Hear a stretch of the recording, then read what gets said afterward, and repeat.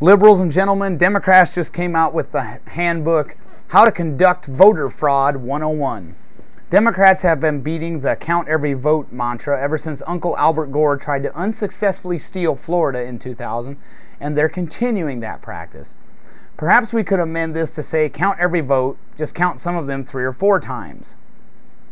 Election Journal points us to this frightening story in the Detroit Free Press. Listen to this. There are over 200,000 more registered voters in Detroit than the census estimates that there are people in Detroit over 18. And Detroit's population, of course, has been declining for years. I wonder why.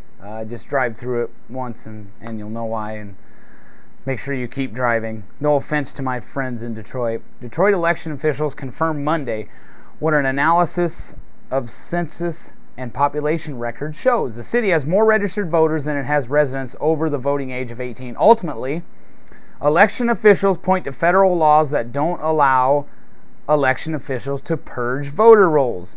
So what is the Democrat response, and California Democrat Zoe Lofgren's response in particular?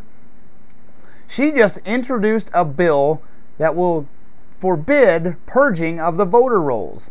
It's prohibiting removal of registered voters included on computerized lists for failure to vote or appear to vote. Why would they do that?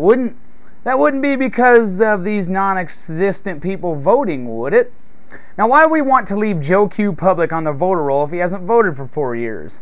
If Joe wants to vote, I'm sure he's intelligent enough to contact his county auditor. I'm sure he's intelligent enough to register.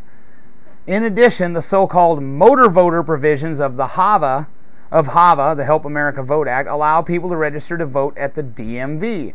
This becomes a problem, especially in states that give driver's licenses to illegal aliens like California. So Zoe Lofgren is going to keep them from purging the voter rolls, even if a guy hasn't shown up to vote for 4 years.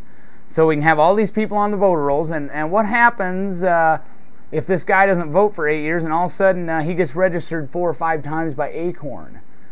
So there's no reason. The only reason she would be introducing that bill is to help voter fraud. Because if you don't vote, I had this problem once where I went to vote, and my dad lived in the same county as me. He has the same name, so they yanked us both off. I just re-registered right there. I took care of it.